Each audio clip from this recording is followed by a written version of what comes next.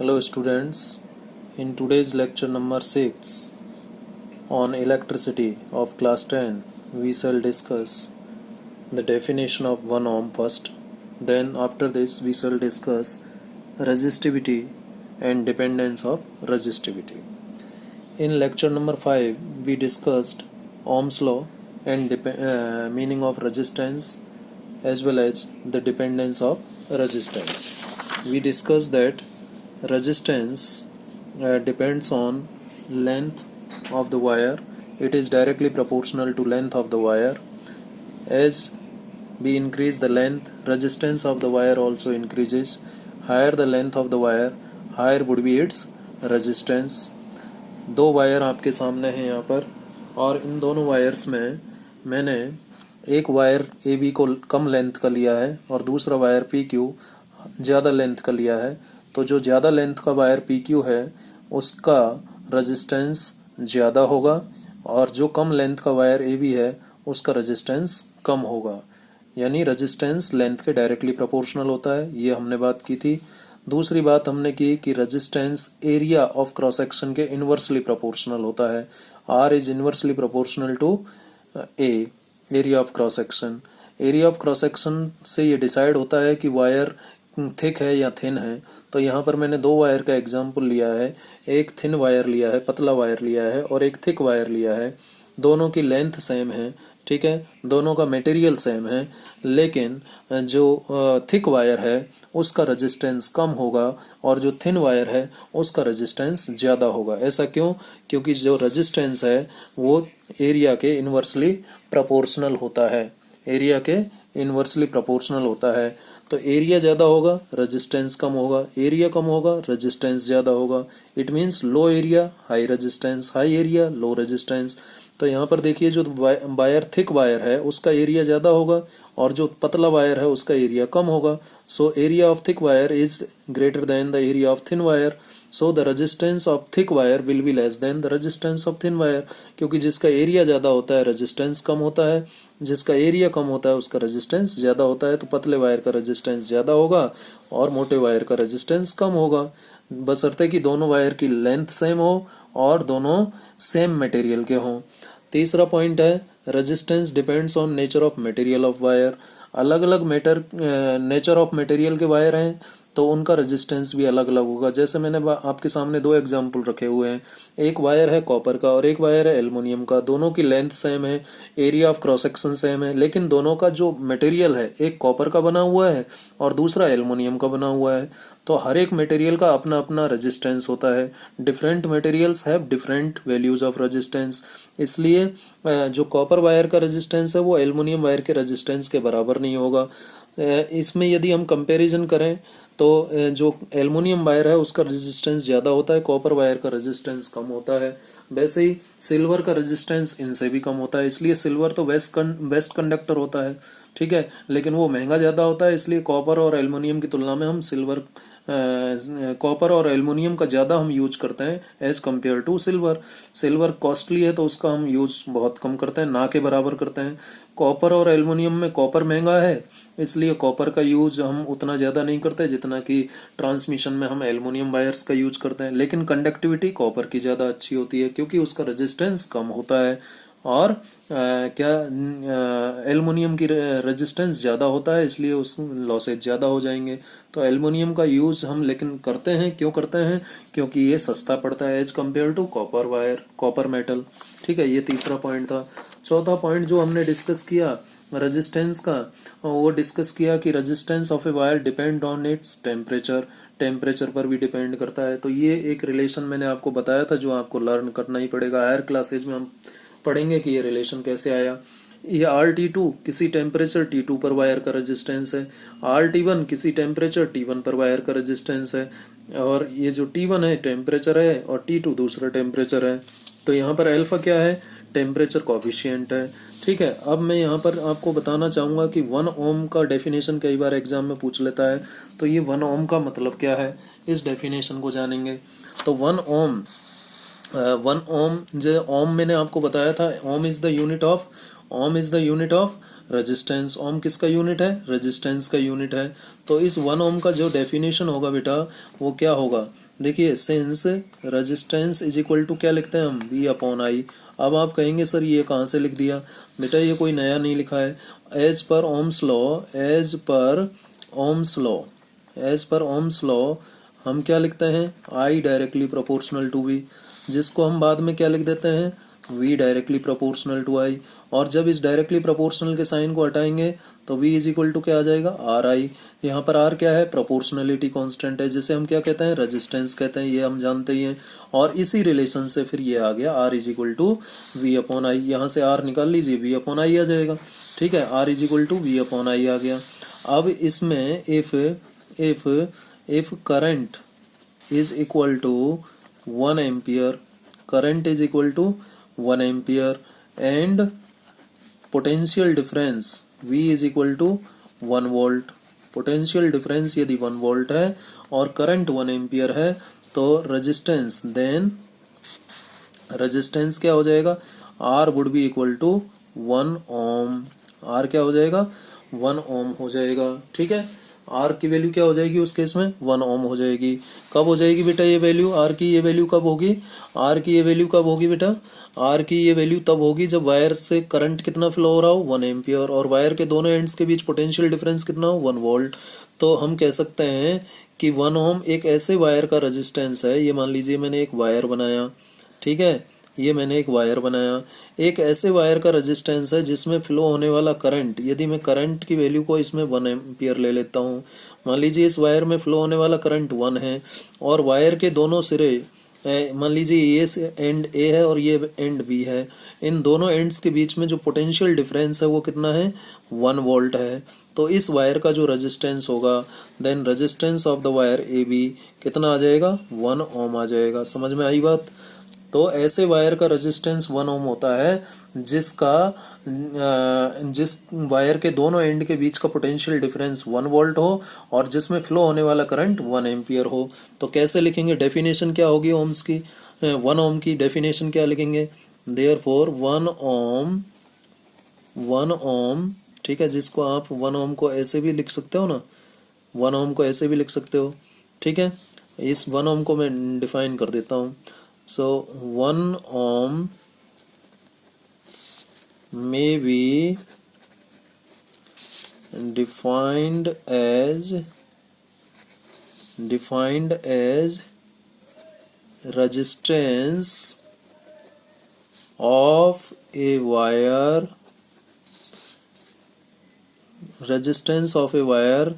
in which 1 ampere current,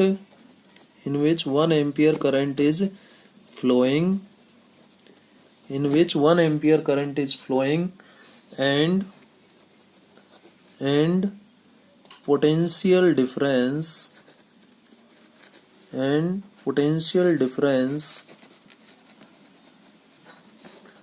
potential difference across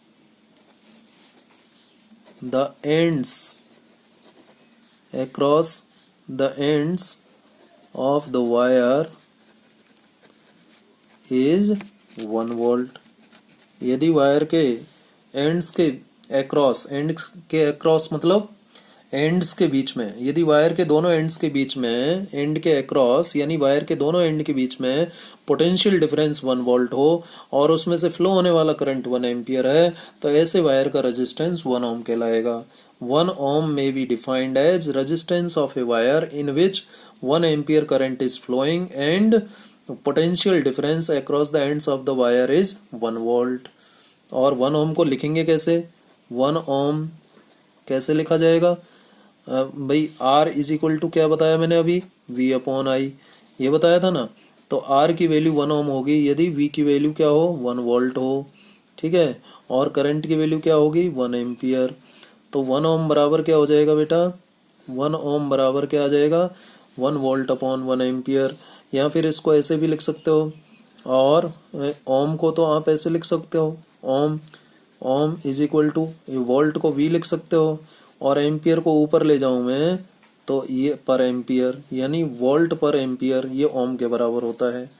ठीक है, volt, volt को वी लिख दिया और एम्पियर नीचे ए लिखा, ए को ऊपर ले गए तो वोल्ट पर एम्पियर। ये ओम का यूनिट, यानी ओम को हम इस तरीके से भी कह सकते हैं, वोल्ट पर ampere is also equal to Om.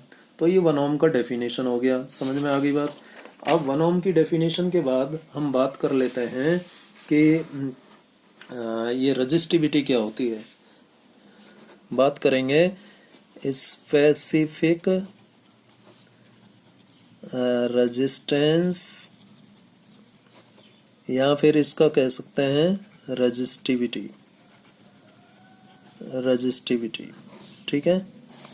Specific resistance या रजिस्टिविटी, सिंबल क्या है इसका, रेयो।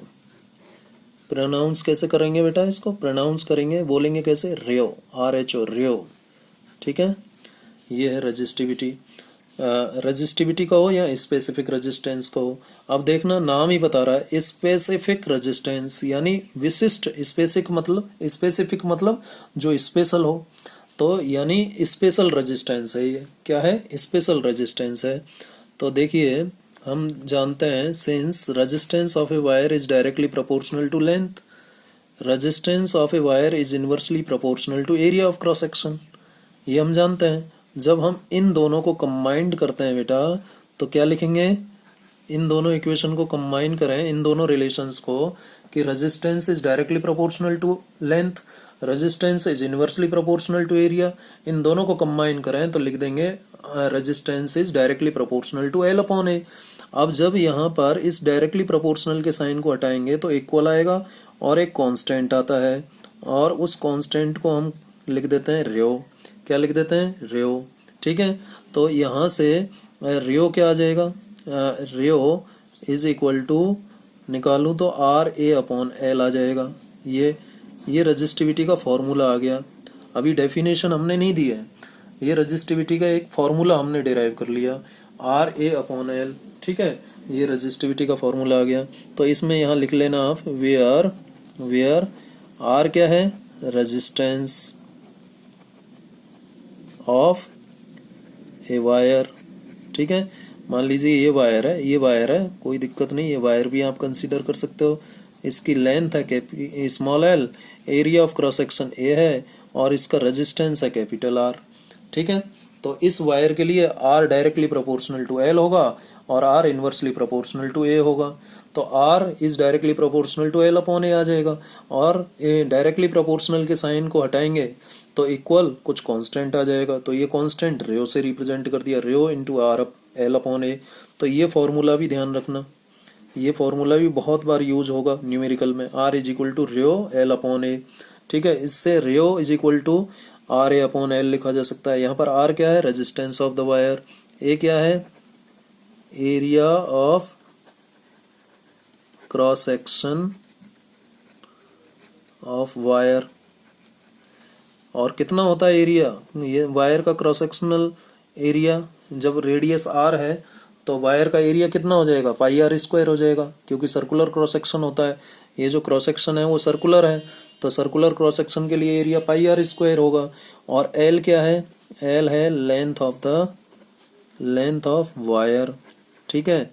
और यहाँ पर रेयो, जिससे आपने P नहीं है, ये रेयो है, रेयो RHO, रेयो, ये कहलाता है रजिस्टिविटी, ये कहलाता है रजिस्टिविटी,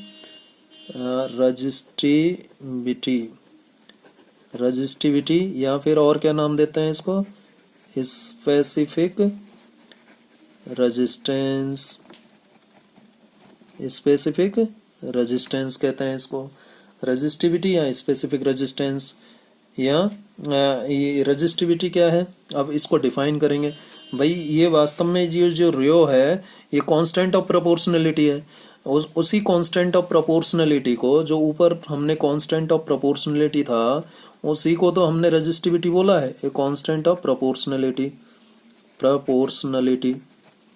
कांस्टेंट ऑफ प्रोपोर्शनलिटी, इसी को रजिस्टिविटी हमने बोला है, ठीक है। तो रजिस्टिविटी और स्पेसिफिक रेजिस्टेंस हो गया, RA अपॉन L, क्लियर, यहाँ तक रजिस्टिविटी की बात हो गई। अब इसकी डेफिनेशन बात कर लेते हैं। इफ, अब यदि मैं यहाँ पर, ये फॉर्मूला आ गया, अब यदि मैं कहता हूँ if length of the wire, if length of the wire L is equal to 1 meter, area of cross section of wire A is equal to 1 metre square. Area metre square में होता है, तो लेंथ को 1 metre मान लें, area को 1 metre square मान लें। तो ऐसा वायर हम ले लेते हैं। तो ये वायर लिया हमने, ये ऐसा वायर है जिसका एरिया तो 1 मीटर स्क्वायर है और लेंथ L कितनी है, 1 मीटर है। ऐसे वायर का जो रेजिस्टेंस R होगा वो क्या होगा, स्पेसिफिक रेजिस्टेंस होगा, इस यानी रेजिस्टिविटी कहलाएगा। ठीक है, तो स्पेसिफिक देयरफॉर या 10 THUS 10 resistivity or specific resistance of a wire is defined as the resistance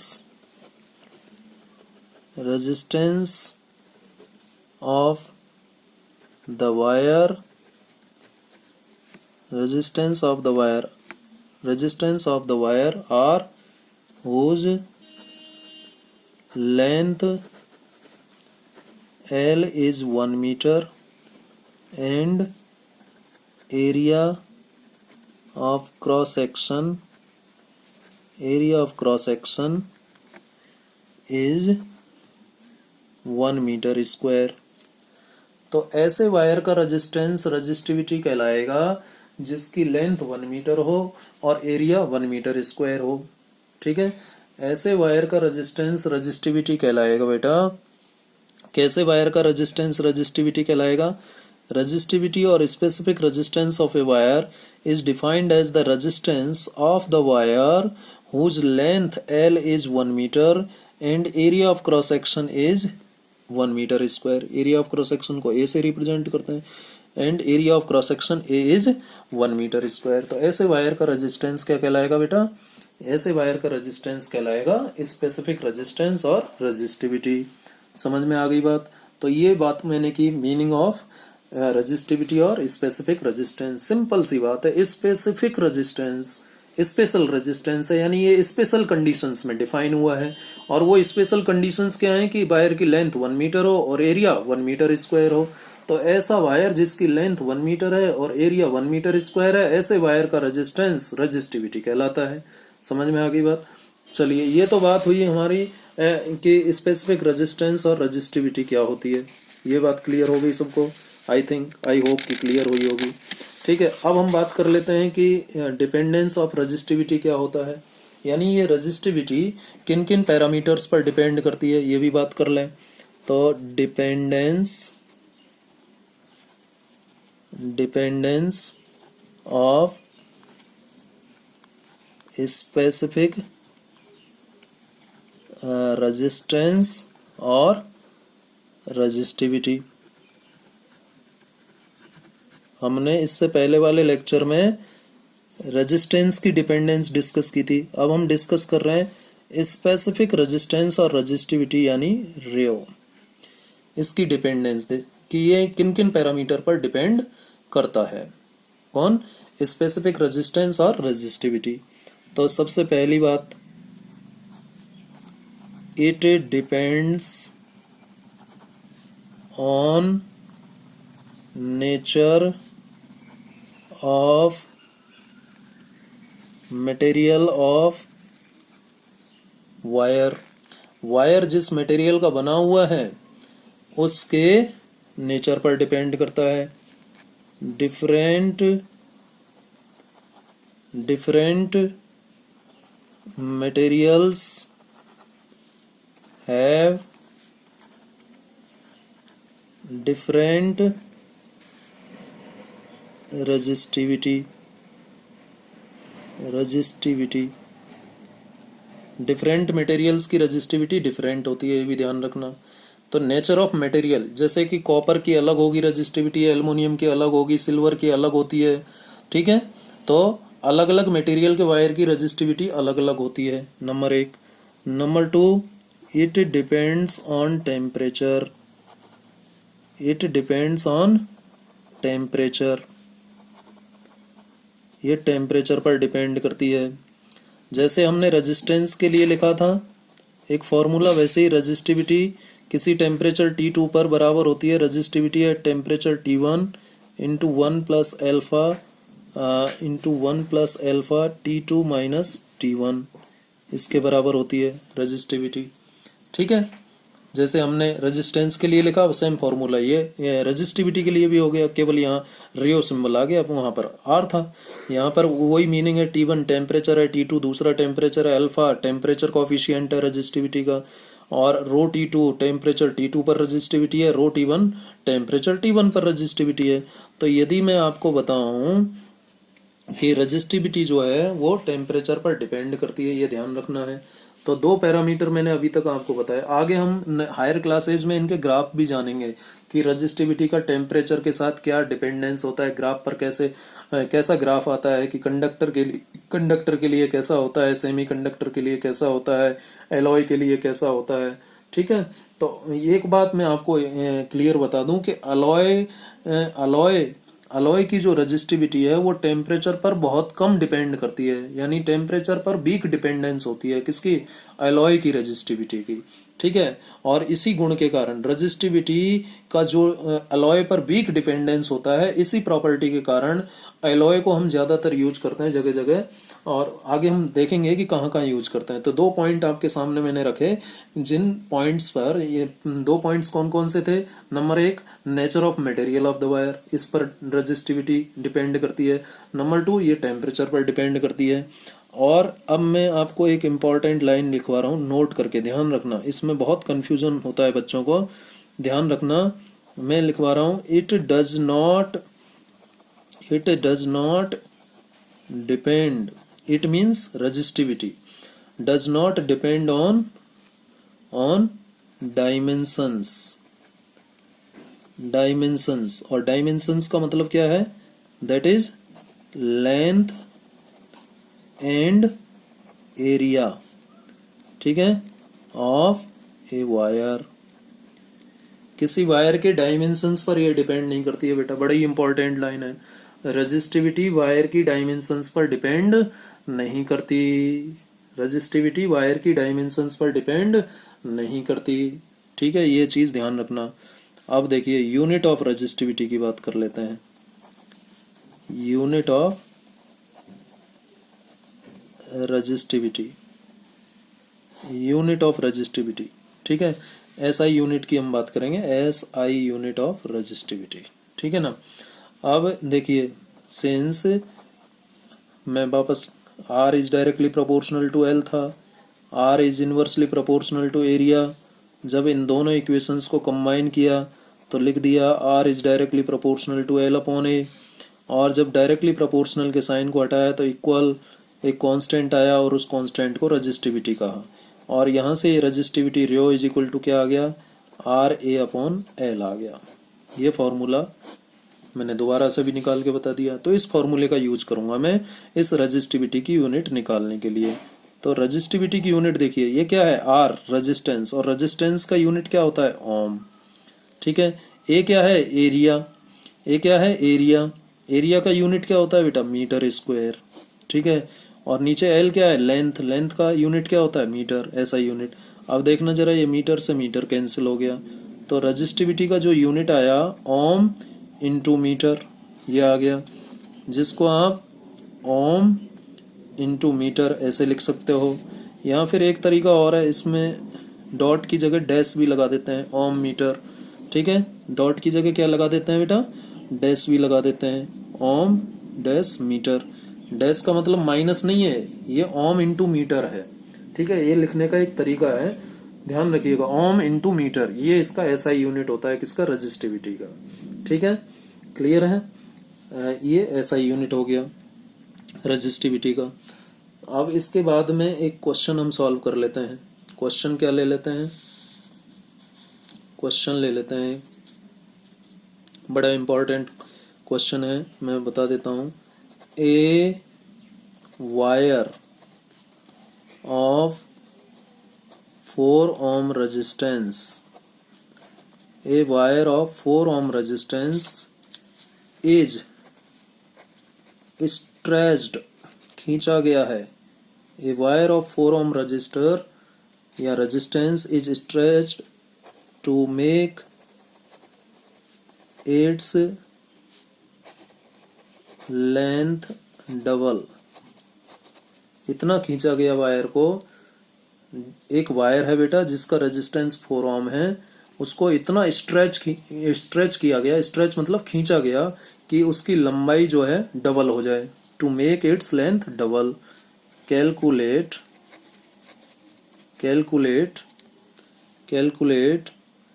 it's new resistivity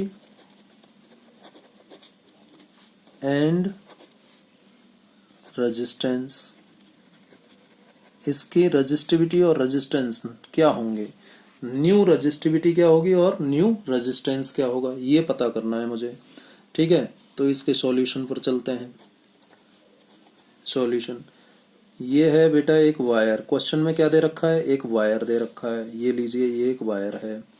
ठीक है, जिसकी लेंथ में मान लेता हूँ कितनी है, एल है। ठीक है, जिसका एरिया ऑफ क्रॉस सेक्शन में मान लेता हूँ ए है, और इसका रेजिस्टेंस कितना दे रखा है, 4 ओम, ये दे रखा है। तो इसके लिए मैं क्या लिख सकता हूँ, R is equal to rho L upon A, लिख सकता हूँ या नहीं, लिख सकता हूँ ना, लिख सकता हूँ। अब R की जगह कितना दे रखा है, 4 रो एल अपॉन ए।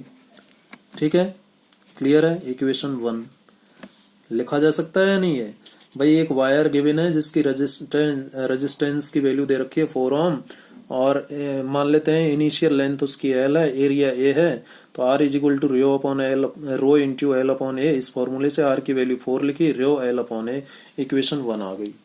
ठीक है, अब क्या कह रहा है, is stretch to make its length double. अब इस वायर को खींचा गया, अब इस वायर को खींच दो जी, खींचो वायर को। तो स्ट्रेच करना है वायर को, तो क्या किया, स्ट्रेच किया, दोनों एंड से पकड़ के खींच दिया वायर को, ऐसे स्ट्रेच कर दिया।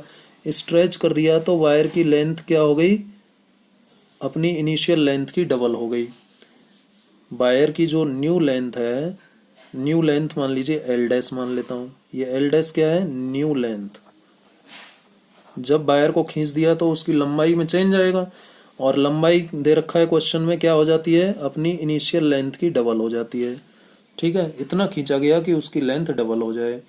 ठीक है, अब एरिया कितना हो जाएगा, एरिया में भी तो चेंज आएगा। अब एरिया कितना हो जाएगा, मान लीजिए ए डैश हो गया, ए डैश क्या है, न्यू एरिया। अब आप सीधे ऐसे मत कह देना जी एरिया आधा हो जाएगा या एरिया 1/3 हो जाएगा, ऐसे नहीं कह सकते। ठीक है, तो इसके लिए हम क्या करेंगे, देखिए वॉल्यूम ऑफ वायर जो होता है ना, वॉल्यूम, वायर का जो वॉल्यूम होता है बेटा, उसको चाहे आप कितना ही लंबा खींच लो, उसको चाहे बीच में से पकड़ के डबल कर दो, उसको ट्रिपल कर दो, या लंबा खींच दो, तो वॉल्यूम में चेंज नहीं आता। वॉल्यूम तो वायर का वही रहने वाला है, केवल उसके लेंथ और एरिया में चेंज आता है। तो जब वायर को स्ट्रेच करते हैं या फोल्ड करते हैं, तो भाई इस क्वेश्चन में तो क्या कह रहा है, इस क्वेश्चन में कह रहा है कि इज स्ट्रेच्ड, ऐसे भी तो कह सकता था, a wire of 4 ohm resistance is doubled on it, यानी उसको बीच में से पकड़ के उसी पर फोल्ड कर दिया, यानी डबल कर दिया, यानी आधी लंबाई से ऐसे बीच में से पकड़ा और फोल्ड कर दिया, ऐसे मोड़ दिया। ठीक है, तो उसकी जो लंबाई है आधी हो जाती। ठीक है ना, और एरिया जो है उसका निकालते हैं हम वॉल्यूम के हिसाब से। तो जब भी हम स्ट्रेच करते हैं वायर को, या तो खींचते हैं या फिर उसको डबल करते हैं। ठीक है, तो वायर की लेंथ और एरिया में चेंज आएगा, लेकिन उसका जो वॉल्यूम है वो हमेशा सेम रहता है। यानी जो वायर का इनिशियल वॉल्यूम होगा बेटा, initial volume of wire is equal to क्या होगा, फाइनल वॉल्यूम ऑफ वायर के, फाइनल वॉल्यूम ऑफ वायर के, ये ध्यान रखना, initial volume of wire final volume of wire के होगा। अब इन्हीं वॉल्यूम क्या होता है वायर का, ये भी प्रश्न आ गया, अब खड़ा हो गया। बताइए, सोचो, वॉल्यूम क्या होता है वायर का? एरिया इंटू लेंथ ही तो होगा ना बेटा। Area area into length. यदि हम अलग से रफ में लिखें, रफ में वॉल्यूम ऑफ वायर लिख दूं मैं, ऊपर लिख देता हूं, चलो यहाँ वॉल्यूम। वॉल्यूम क्या होता है वायर की बात करूं तो? एरिया इंटू लेंथ, ये होता है। वायर का वॉल्यूम क्या होता है? एरिया इंटू लेंथ होता है। तो इस फॉर्मूले को लगाओ यहाँ। इनिशियल वॉल्यूम यानी इनिशियल एरिया ए है, और into initial length. Initial length कितना था? एल। देखना जरा, इनिशियल एरिया ए है और इनिशियल लेंथ एल है, ठीक है, खींचने से पहले। और जब स्ट्रेच कर दिया तो वो स्ट्रेच करने के बाद जो उसकी लेंथ और एरिया होगी वो फाइनल एरिया और लेंथ होंगे। फाइनल एरिया क्या है? ए डैश माना है, ठीक है, स्ट्रेच करने के बाद, खींचने के बाद। और लेंथ कितनी है? L dash. कितनी है? L dash. तो ये हो गया initial volume. Initial area into initial length क्या हो गया? Initial volume. बराबर होगा किसके? Final area into final length, यानी खींचने के बाद। अब एरिया इंटू लेंथ बराबर ए डैश, और एल डैश कितना है? डबल इनिशियल लेंथ का, 2l। ये दे रखा है क्वेश्चन में। तो देखो जरा, l से l कैंसिल हो गया, तो यहां से a बराबर क्या आ गया? 2a डैश आ गया। आ गया यानी 2a डैश। और यहाँ से जो न्यू एरिया ए डैश है वो इनिशियल एरिया ए का आधा रह गया। अब कहेंगे कि एरिया जो है इनिशियल एरिया का आधा रह गया, ठीक है। अब कह सकते हैं, शुरुआत में ऐसे नहीं बोलना, हमेशा ऐसे कैलकुलेट करना है आपको एरिया को। Initial volume of wire is equal to final volume of wire. इस कॉन्सेप्ट के आधार पर आपको एरिया कैलकुलेट करना है। अंदाजे से मत कह देना कि हाँ जी लंबाई डबल हो गई तो एरिया आधा हो जाएगा, ऐसे नहीं कहना है बेटा आपको। Volume, initial volume is equal to final volume, ठीक है, कॉन्सेप्ट यूज करना है। चलिए, तो ये नया एरिया आ गया। अब क्या कह रहा है वो क्वेश्चन में? क्या कह रहा है? Calculate its new resistivity and resistance. अब देखिए, यदि मैं न्यू रजिस्टिविटी की बात करूं, new resistivity, new resistivity, new resistivity को मैं रेओ डैश मान लेता हूं, ठीक है, रेओ डैश। अब ये जो न्यू रजिस्टिविटी है रेओ डैश इज इक्वल टू रेओ होगी, यानी इनिशियल रजिस्टिविटी के बराबर होगी, ठीक है। ये न्यू रजिस्टिविटी, न्यू रजिस्टिविटी, और ये इनिशियल रजिस्टिविटी, इनिशियल रजिस्टिविटी। दोनों कैसे हैं? मैंने क्या लिख दिया? बराबर।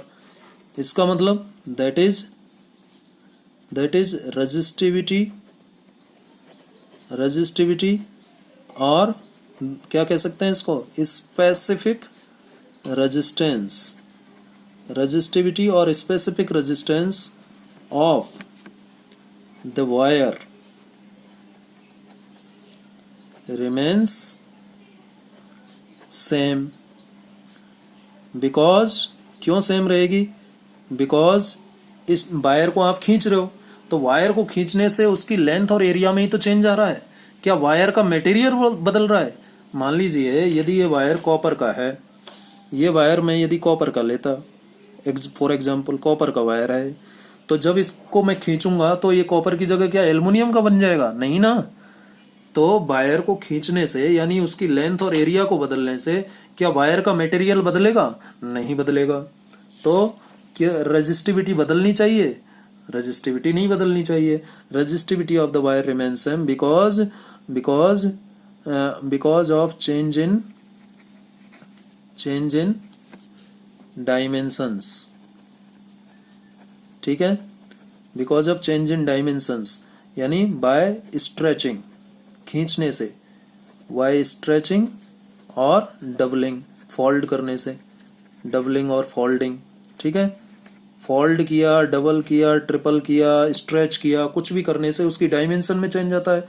और because of change in dimension, because of क्या क्या कहा मैंने? Resistivity of the wire remains same because of change in dimensions, because of change in dimensions only, ठीक है।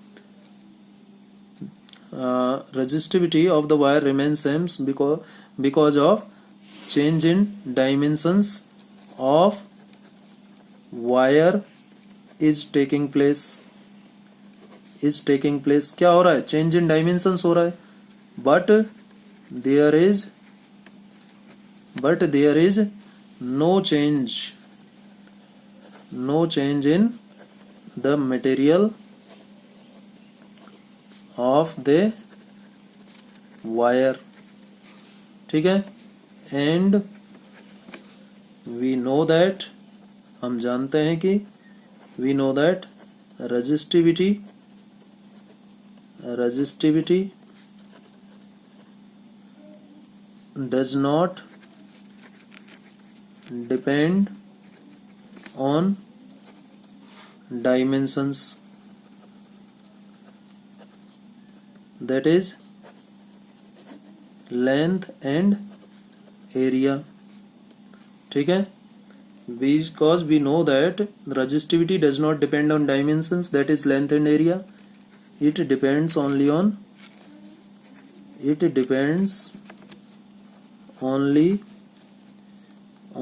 on मटेरियल ऑफ वायर के मटेरियल पर डिपेंड करता है। तो फिर रेजिस्टिविटी क्यों बदलेगी, रेजिस्टिविटी तो सेम रहनी है, तो new resistivity will remain same. एक आंसर मिल गया। अब न्यू रेजिस्टेंस क्या होगा, न्यू रेजिस्टेंस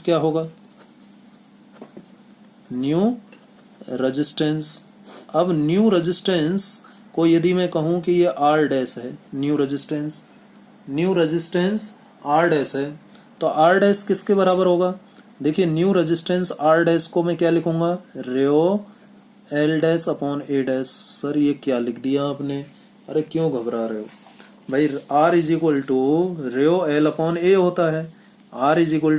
अपॉन ए होता है, तो आर को मैं आर डैश लिख रहा हूं, तो एल को एल डैश और ए को ए डैश लिखूंगा, ठीक है। और रो, सर आपने रो को तो लिखा ही नहीं, रो डैश क्यों लिखूंगा, रो को रो डैश, रो को रो डैश इसलिए नहीं लिखूंगा क्योंकि जो रजिस्टिविटी है वो डायमेंशंस पर डिपेंड नहीं करती, ये तो सेम रहेगी, ठीक है, इसलिए नहीं लिखा। अब देखिए जरा, आपने इन सब की वैल्यूज निकाल ली, एल डैश कितना है 2l, ए डैश कितना निकाला था आपने, ऊपर कैलकुलेट किया था ना a/2, ए डैश कितना है a/2, ए डैश की जगह लिख दिया a/2, और सॉल्व करो इसको, तो देखो 2 ऊपर जाएगा तो 4 हो जाएगा, 4 रेओ एल अपॉन ए, यही तो आएगा। और इस रेओ एल अपॉन ए की वैल्यू आपने निकाली है ना ऊपर, इस रेओ एल अपॉन ए की वैल्यू आपने ऊपर निकाली थी। रेओ एल अपॉन ए किसके बराबर है, देखना जरा, रेओ एल अपॉन ए, इक्वेशन 1 क्या कह रहा है, 4 के बराबर है, इक्वेशन 1 क्या कह रहा है, 4 के बराबर है, कौन, रेओ एल अपॉन ए, ठीक है। रेओ एल अपॉन ए किसके बराबर है, 4 के बराबर है, तो रेओ एल अपॉन ए की जगह क्या लिख दूं मैं, 4 लिख दूं, तो 4 इंटू 4 किसके बराबर आ गया, 4 इंटू 4 जो आया उसका मतलब क्या होता है, 4 इंटू 4 का मतलब 16, ठीक है। यानी जो नया रेजिस्टेंस है वो 16 ओम हो जाएगा, नया रेजिस्टेंस कितना हो जाएगा, 16 ओम हो जाएगा, 4 टाइम्स हो जाएगा। तो लेंथ को डबल करने से रेजिस्टेंस 4 टाइम्स हो रहा है, ठीक है, ध्यान रखना। तो रेजिस्टेंस बदल गया लेकिन रेजिस्टिविटी सेम रहेगी। तो यदि वो क्वेश्चन पूछता है कि what is it's new resistivity, तो आप आंसर में लिख देंगे it will be same, it will remain same, इतना लिखने से सफिशिएंट है। जो ये इसमें तो मैंने तो पूरी कहानी आपको समझाई है, लेकिन आप रेजिस्टिविटी के केस में केवल क्या लिखेंगे, इट विल रिमेन सेम, ठीक है, इट विल बी सेम। और जब रेजिस्टेंस पूछे तो आपको ये कैलकुलेशन करके बतानी है, एल डैश ए डैश की, और फिर ये कैलकुलेशन भी करनी है। समझ में आ गया। तो ये एक इम्पॉर्टेंट प्रश्न है जो मैंने आपको समझाया, आई होप कि आपको समझ में आया होगा, ठीक है। तो ये डिपेंडेंस ऑफ रेजिस्टिविटी की हमने बात कर ली। अब यूनिट की भी बात कर ली, इसके ऊपर एक क्वेश्चन भी सॉल्व कर लिया। अब थोड़ा सा हम कॉम्बिनेशन ऑफ रजिस्टर्स की तरफ बढ़ते हैं कि रजिस्टर्स को जोड़ा कैसे जाता है। जो रजिस्टर्स होते हैं, चलिए उस पर भी जाने से पहले मैं आपसे और एक बात कर लेता हूं, और वो एक बात और क्या है कि जो रजिस्टिविटी होती है ना बेटा, ऐसा यूनिट हमने जान लिया इसका ओम मीटर होता है, ठीक है। रजिस्टिविटी किसकी, मटेरियल की प्रॉपर्टी है, जिस मटेरियल से वायर बना हुआ है उस मटेरियल की प्रॉपर्टी है। अब देखिए जो मेटल और अलॉय होते हैं बेटा, कुछ और इम्पोर्टेंट पॉइंट पहले लिख लीजिए, फिर कॉम्बिनेशन ऑफ रजिस्टर्स पर जाएंगे। जो मेटल्स का मतलब कंडक्टर, ठीक है, एंड अलॉय। अब कहेंगे सर ये अलॉय क्या होता है, ये अलॉय क्या होता है। कंडक्टर तो आप जानते हैं, जैसे कॉपर वायर है, ये एक कंडक्टर है, कॉपर वायर एक कंडक्टर है, ठीक है। लेकिन ये अलॉय क्या होता है सर, एलॉय मतलब जैसे कॉपर एल्युमिनियम इनको मिला करके फिर एक नया मटेरियल बना दिया, दो या दो से ज़्यादा मटेरियल से मिक्स होकर के जो नया मटेरियल बनता है उसे अलॉय कहते हैं, इतना ध्यान रखिए आप, ठीक है। जैसे अभी गाड़ियों के पहिए भी अलॉय के आते हैं, तो अलॉय ज़्यादा मजबूत होता है as compare to pure metal, ठीक है। जैसे जो गोल्ड होता है ना, जो भी गहने बनते हैं बेटा, वो प्योर गोल्ड के नहीं होते, उसमें कुछ ना कुछ जो है दूसरा जो मटेरियल है वो मिक्स किया जाता है, जिससे कि उसकी स्ट्रेंथ बढ़ जाए, ठीक है। क्या बढ़ जाए, स्ट्रेंथ बढ़ जाए। तो अलॉय का मतलब होता है दो या दो से ज़्यादा मटेरियल को आपस में मिक्स कर दिया तो उसे अलॉय कहते हैं, ठीक है बेटा। जैसे अल्निको होता है, एक एल्युमिनियम निकल और कोबाल्ट का अलॉय होता है, अल्निको बोलते हैं उसे, ठीक है। तो समझ में आ गया। कंडक्टर तो प्योर मटेरियल हो सकता है, प्योर मेटल, ये प्योर मटेरियल होता है। एलॉय का मतलब जो दो या दो से ज़्यादा मटेरियल का मिक्सर हो, ठीक है, जो दो या दो से ज़्यादा मटेरियल से के मिक्स होने से बना है, ठीक है।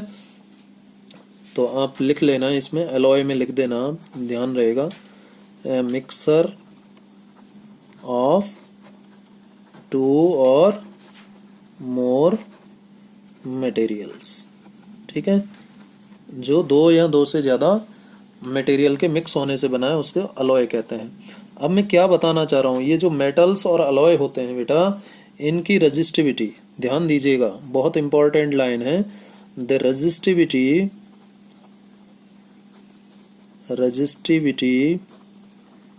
Of metals and alloys, metals बोलूँगा मतलब आप समझ जाएंगे कि कंडक्टर की बात हो रही है, एंड अलॉयज, ठीक है। मेटल और जो अलॉय होते हैं बेटा, इनकी रजिस्टिविटी बहुत कम होती है, हैव वेरी लो रजिस्टिविटी, बहुत कम रजिस्टिविटी होती है इनकी, ठीक है।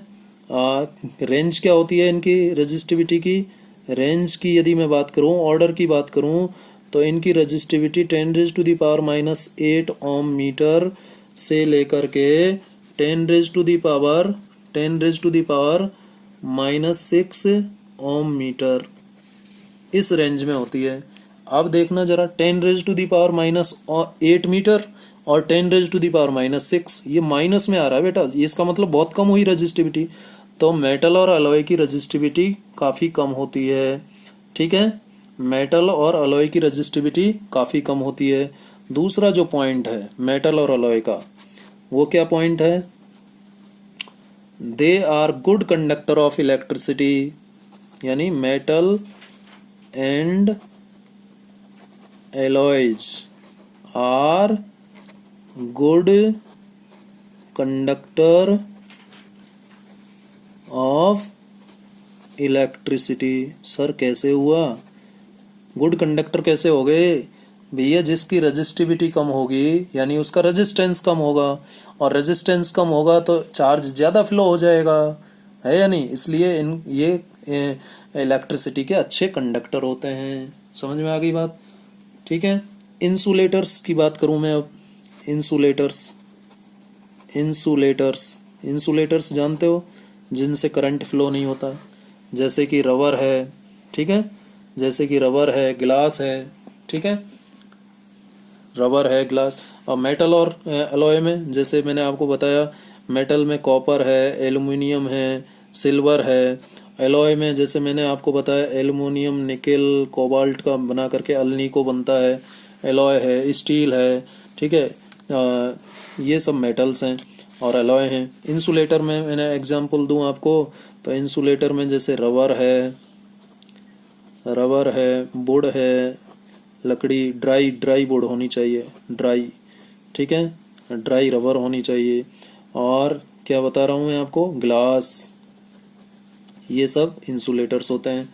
अब जो इंसुलेटर्स होते हैं बेटा, इनकी जो रजिस्टिविटी है, इंसुलेटर्स की रजिस्टिविटी देखिए, द रजिस्टिविटी इंपॉर्टेंट पॉइंट है, the resistivity of insulators the resistivity of insulators is very कह सकते हैं हम लार्ज, इज वेरी लार्ज। ठीक है, किस रेंज में होती है, रेंज क्या होती है फिर लार्ज होती है, तो रेंज होती है इसकी, रेंज होती है आपके 10 raise to the power 12 ohm metre से 10 रेज टू दी पावर से 17 ओम मीटर। ये रेंज आपको याद रखने की जरूरत नहीं है, जस्ट आइडिया होना चाहिए। क्या पता होना चाहिए कि इंसुलेटर की रजिस्टिविटी हाई होती है और मेटल और अलॉय की रजिस्टिविटी कम होती है। ठीक है, क्लियर है? क्लियर है? इंसुलेटर का मतलब समझ में आ गया कि जब इनकी रजिस्टिविटी लार्ज होगी तो इनकी कंडक्टिविटी क्या हो जाएगी, लो होगी। ठीक है, जीरो कंडक्टिविटी, यानी इनसे इलेक्ट्रिक करंट फ्लो नहीं होगा, ये बैड कंडक्टर होते हैं। और बैड कंडक्टर मतलब जिनसे इलेक्ट्रिसिटी का फ्लो नहीं हो रहा, बैड कंडक्टर ऑफ इलेक्ट्रिसिटी। ठीक है, क्लियर? अब जो रजिस्टिविटी है एलॉय की रजिस्टिविटी जो प्योर मेटल्स होते हैं जिनसे मिलकर के ये एलॉय बना होता है, उनकी तुलना में क्या होती है, ज़्यादा होती है। ठीक है, ये भी इम्पोर्टेंट पॉइंट है। क्या नोट करके लिखना है आपको, note.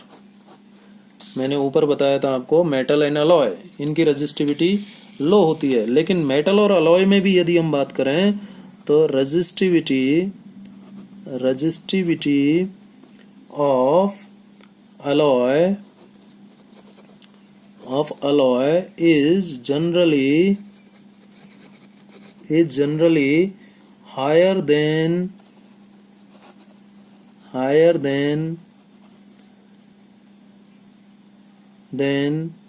its constituent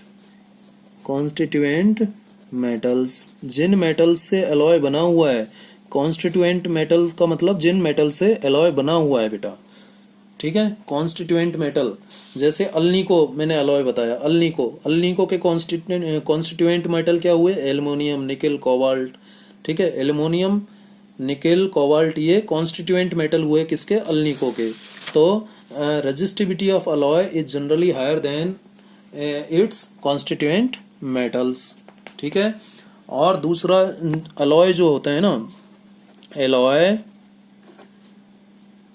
alloys do not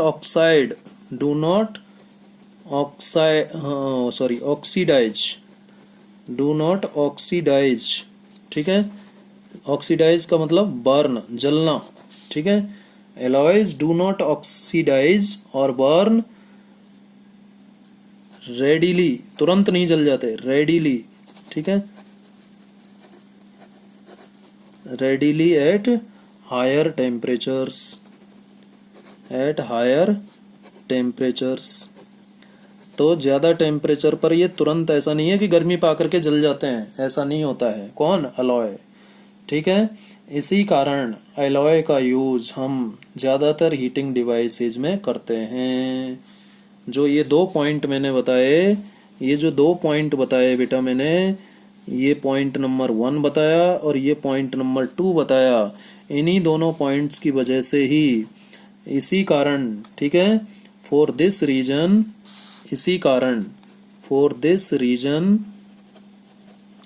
we use और वी प्रेफर। ठीक है, for this reason we use alloy in electrical heating devices। जैसे कि इलेक्ट्रिक आयरन है, इलेक्ट्रिक आयरन है, इलेक्ट्रिक हीटर है, इलेक्ट्रिक हीटर, और क्या हो सकता है, टोस्टर्स, ठीक है, इलेक्ट्रिक टोस्टर्स, गीजर्स, ठीक है, गीजर्स, दोबारा लिख देता हूँ, गीजर्स, ठीक है, एटसेट्रा। क्लियर।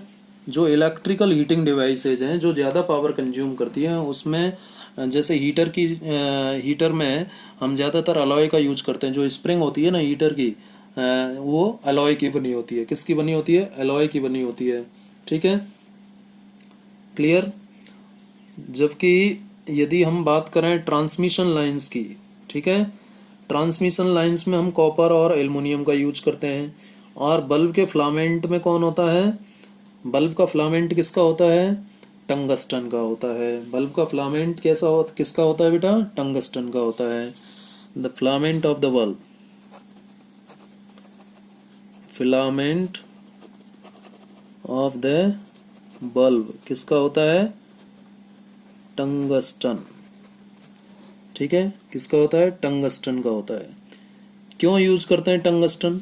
बल्ब के फिलामेंट में हम टंगस्टन का यूज क्यों करते हैं? क्योंकि टंगस्टन का जो क्या नाम से रेजिस्टिविटी है वो कम होता है, ठीक है, रेजिस्टिविटी क्या होता है, सॉरी ज़्यादा होता है एज कंपेयर टू टंगस्टन की। यदि हम बात करें तो टंगस्टन की रेजिस्टिविटी निकल से, आयरन से, क्रोमियम से, मरकरी से, मैग्नीज से, इनसे ज़्यादा होती है, ठीक है। इसकी टंगस्टन की रेजिस्टिविटी सॉरी कम होती है। आगे मैं बात करूंगा आपसे इसके ऊपर कि टंगस्टन का क्यों यूज करते हैं। और जैसे एक और बात कर लें कि क्या नाम से जो ट्रांसमिशन लाइंस होती हैं, electric transmission lines, electric transmission lines, इसमें हम जनरली किसका यूज करते हैं? जो बिजली के तार होते हैं वो किसके बने होते हैं बताओ? आपके घरों में बिजली के तार लगे हुए हैं तो उसमें देखिए कॉपर के होते हैं और एल्युमिनियम के भी होते हैं। तो कॉपर और एल्युमिनियम का यूज करते हैं हम किसमें? ट्रांसमिशन लाइंस में, ठीक है, वायरिंग में किसका? कॉपर और इसका एल्युमिनियम का ज़्यादातर यूज करते हैं, ठीक है। तो नेक्स्ट क्लास में हम जानेंगे कि जो बल्ब का फिलामेंट है वो टंगस्टन का क्यों बनाया जाता है और इलेक्ट्रिक ट्रांसमिशन लाइंस में कॉपर और एल्युमिनियम का क्यों यूज करते हैं, ठीक है। और एक टेबल आपकी बुक में दी हुई है, उसको थोड़ा सा आप देखिएगा। इलेक्ट्रिकल रजिस्टिविटीज़ की टेबल दी हुई है आपकी एनसीईआरटी में, उसको हल्का सा देखिएगा, आइडिया मिलेगा कि किसकी रजिस्टिविटी कम होती है, किसकी ज़्यादा होती है, ठीक है। उसको देखने से हमें काफ़ी क्वेश्चंस का जवाब, ये जो 2 क्वेश्चंस मैंने दिए हैं कि filament of the bulb tungsten का क्यों होता है, इलेक्ट्रिक ट्रांसमिशन लाइंस कॉपर और एल्युमिनियम की क्यों होती हैं, ये मुझे आप ज़रूर कमेंट करके बताइए। और नेक्स्ट क्लास में हम इनके आंसर्स की बात करेंगे। इसके अलावा कॉम्बिनेशन ऑफ रजिस्टर्स पर चलेंगे, यानी डिफरेंट रजिस्टर्स को हम कैसे जोड़ते हैं, ठीक है। इन दोनों क्वेश्चन का आंसर बेटा इसी में छुपा हुआ है जो ये मैंने लिखा हुआ है। Resistivity of alloy is generally higher than its constituent metals. Alloy जो है ऑक्सीडाइज नहीं होते हाई टेम्परेचर पर, इसलिए इलेक्ट्रिकल हीटिंग डिवाइस में, हीटर में, टोस्टर में, गीजर में, इलेक्ट्रिक आयरन में इसका यूज करते हैं हम अलॉय का, ठीक है। तो इन क्वेश्चंस को एक बार फिर हम डिस्कस करेंगे और कॉम्बिनेशन ऑफ रजिस्टर्स की बात करेंगे नेक्स्ट क्लास में। तो उम्मीद है आपको आज के लेक्चर में जो मैंने आपको बताया है कि रजिस्टिविटी क्या होता है और ये किन किन पैरामीटर्स पर डिपेंड करती है, ठीक है, इसका यूनिट क्या होता है, और एक क्वेश्चन लेकर के भी मैंने आपको समझाया कि जब किसी वायर की लंबाई को बढ़ा दिया जाता है तो उसका रेजिस्टेंस का क्या होगा और उसकी रजिस्टिविटी का क्या होगा, ये बात भी मैंने आपसे की थी, ठीक है। तो इसको एक बार वापस से देखिएगा, फिर भी आपको कोई दिक्कत आती है तो पूछिएगा, कमेंट करके बताइएगा। Thank you very much.